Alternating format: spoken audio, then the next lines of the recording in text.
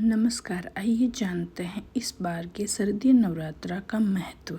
ये नवरात्रा किसके लिए शुभ है, किसके लिए अशुभ है, और ये 9 दिन तक है या फिर 10 दिन तक है। शारदीय नवरात्रा का पर्व हिंदू धर्म में विशेष महत्व रखता है।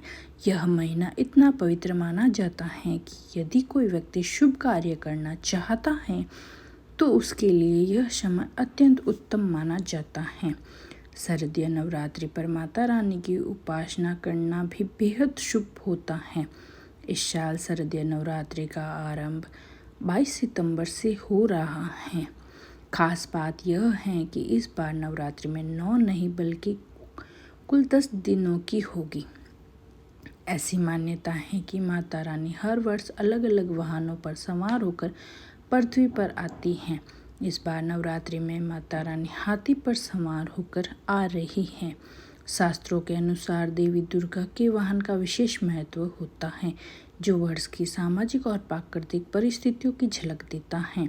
माना जाता है कि देश में अच्छी वर्षा होगी, कृषि क्षेत्र में उन्नति होगी और समृद्धि के योग बनेंगे।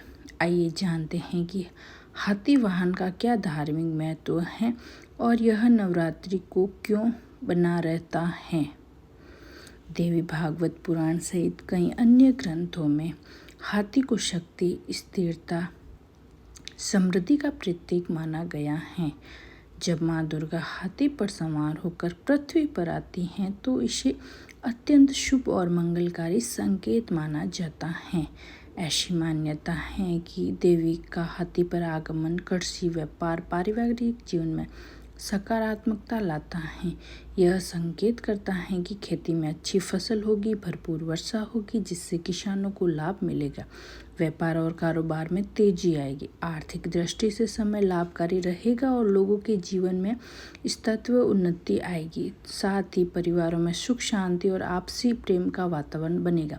विशेष रूप से किसानों के लिए यह वर्ष अत्यंत फलदायी माना जा रहा है, क्योंकि हाथी पर आगमन कृषि कार्यों और प्राकृतिक संतुलन के लिए शुभ संकेत माना गया है। हिंदू परंपराओं में हाथी को शुभ जीव माना गया है। भगवान इंद्र का वाहन ऐरावत भी हाथी ही है और गणपति का स्वरूप भी हाथी मुख है, जो बुद्धि, समृद्धि के द्योतक हैं।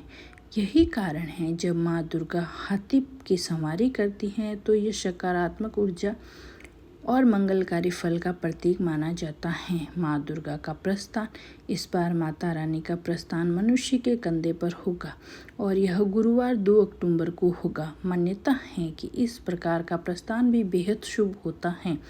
यह संकेत देता है कि समाज में शांति का वातावरण रहेगा, व्यापार में प्रगति होगी और पड़ोसी देशों के साथ संबंधों में सुधार होगा।